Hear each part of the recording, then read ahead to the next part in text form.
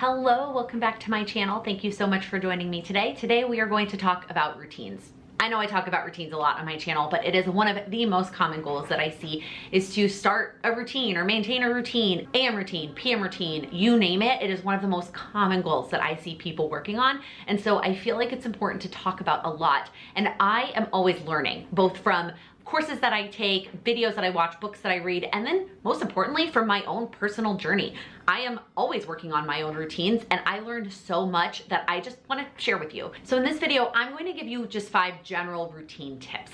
Like I said, I've done videos before about routines, and so some of these things you may have heard me say before in other ways, but I am always learning and I have new examples all the time to give you on how to implement these tips into your own goals and own life. So number 1 is the most important tip related to routines that I have said before, but I feel like I always need this reminder, and that is to layer on one step at a time. A routine is a series of habits. And if you've heard me talk about daily habits before, I don't recommend starting more than one brand new daily habit each month. Habits are really hard to focus on and instill. And if you are trying to start a bunch of brand new habits at the same time, you're more than likely going to not have any of them stick than if you were just focused on one habit and really prioritize that one brand new habit. And so when people say, well, it's January 1st and I'm gonna start my brand new morning routine and it's got 10 steps, that's 10 brand new habits that you are starting on day 1. That is very difficult. The most important thing that you can do with a routine, a new routine or an old routine, is to layer it on one step at a time.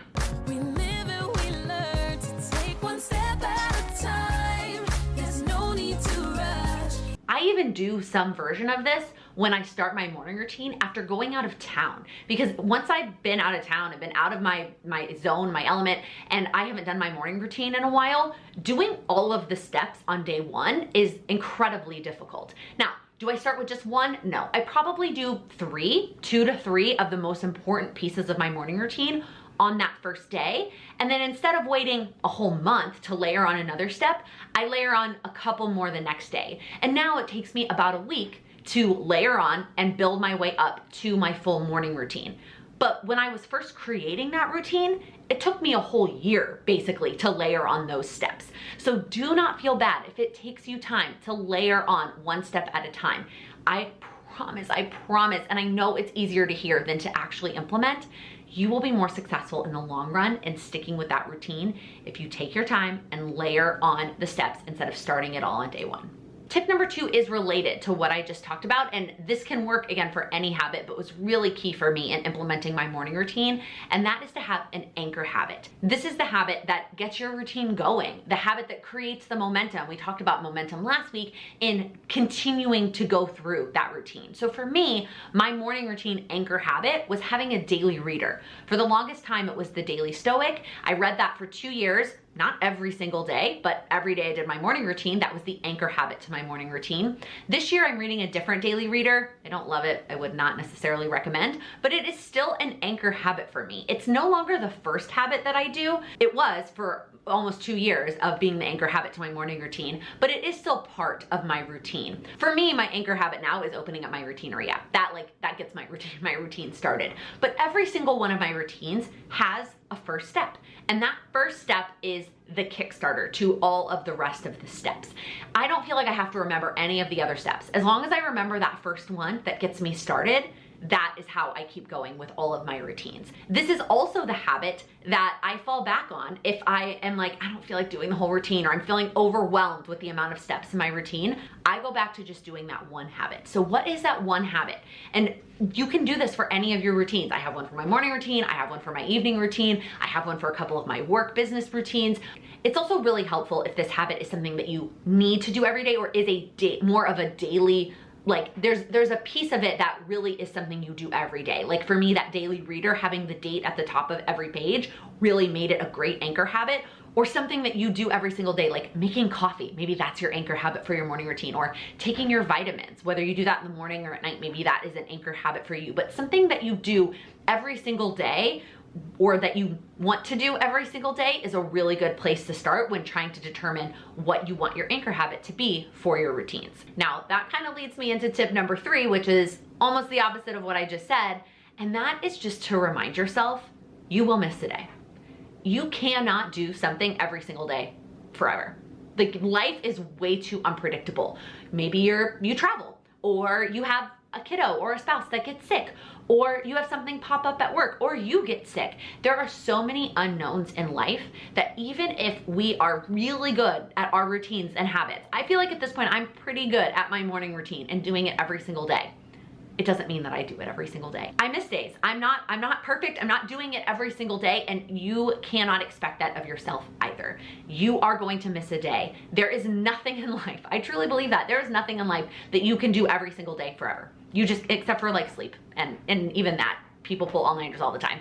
There is not something that you need. Breathe, I guess. You do that every single day without fail. Drink water. But like otherwise, every day is going to look different. So if you miss a day, it's okay. The next day, go back to that anchor habit. Pick one thing that you're gonna start with and then build your way back up.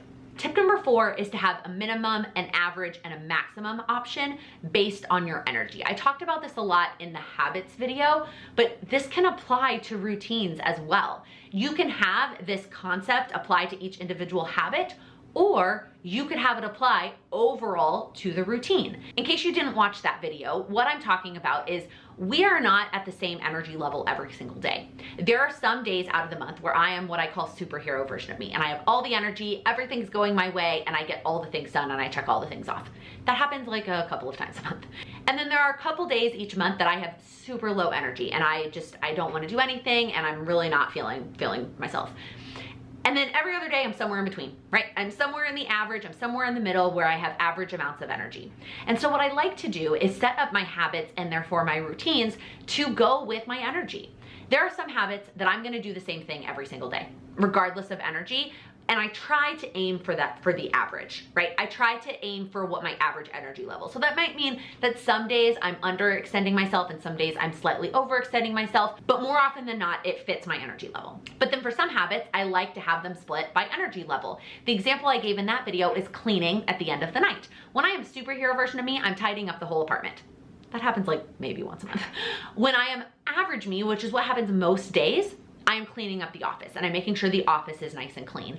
Low energy days, if all I can do is just clean off my desk and wipe down my desk, I just recently talked about my favorite wood cleaner in the last favorites video, that makes me feel really good. And that is my low energy version of that habit. You can have the same thing with routines. So you can have your full routine. If you have all the energy, here are the 15 steps that I'm gonna do. Not all of them starting tomorrow, but you've worked your way up, 15 steps, that's my full routine. Most days though, I'm gonna aim for 10. And that 10 could be a set number of 10, right? It could be these 10 things I do in the middle, my average 10 things, or it could be some combination of those 15 depending on how you're feeling that day, right? Maybe you have 2 or 3 that you always do, and then the remaining of them you kind of pick from the list. Like, I feel like doing this one and this one, you kind of pluck them out. And then maybe you have like the bare bones routine that's only got like 3 steps. These are the 3 things I'm gonna do no matter what. Regardless of my energy level, I'm gonna get these 3 things done to feel good about that routine.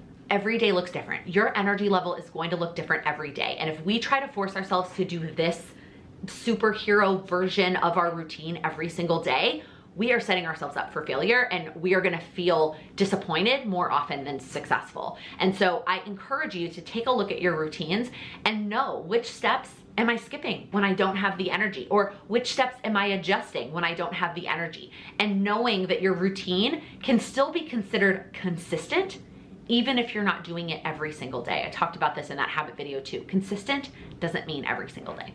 And then the last tip I want to talk about today is to make adjustments when you need to. That is the other key to routines that I have learned a lot over the last 2 years while I've been working on my own routines, is that I need to be flexible when I need to be. Some of it is out of my control, right? I signed up for dance and I have to stay up later, and so I need to adjust my morning routine for the day after dance. Or I have physical therapy, and so my morning routine needs to get adjusted around that. But some of it is just based on where I'm at in life right now and my mental space, what needs to be done in what order, how long I want to spend on any given piece of my routine. Sometimes I just cut things out completely. There have been seasons where I just cut reading out of my morning routine because I didn't have the time or the energy to dedicate to it. I adjust the amount of time for workout in my routine all the time. I make adjustments in my routine almost weekly, if not more often than that. In fact, I made adjustments to it literally yesterday. Today is Monday when I'm filming. I made adjustments to it yesterday on Sunday for today, and it was just something I wanted to try. I felt like I was waiting too long. I'm for sure a morning workouter. I've learned that about myself. But if I wait too long, then my brain is more awake and I'm much better at talking myself out of it. So I'm actually better if I do it like even earlier. So I was like, okay, about how long does it take me? I still need a cup of coffee before I work out. So how long does it take me to drink my cup of coffee? Let me do pieces of my morning routine that basically get me through my cup of coffee, and then I'm gonna put my workout right there.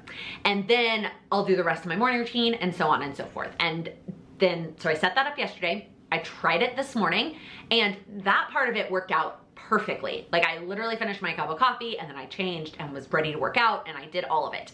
But then what I tried to do in the app anyways was have the rest of my morning routine like after that, and then like shower and get ready. No. As soon as I was done working out, I wanted to shower and put on comfy clothes, like clean, not sweaty, comfy clothes. So this morning, I just did it in a different order from my app. And then as soon as I was done with my morning routine, I went in and I rearranged everything. And I actually split up like taking a shower and then actually getting ready for the day. So as soon as I'm done working out, I'll take a shower. And I also moved switching the laundry up to that point, and then do the rest of my morning routine, and then get ready for the day and then start my day. And that, like, I made an adjustment just this morning because that was what felt right. Maybe in a week that won't feel right and I'll change it again.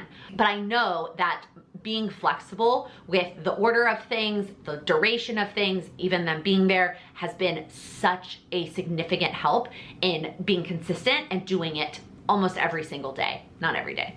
And that's another reason why I love using an app for my habits. I use an app called Routinery. I did a whole video talking about Routinery if you want to check that out.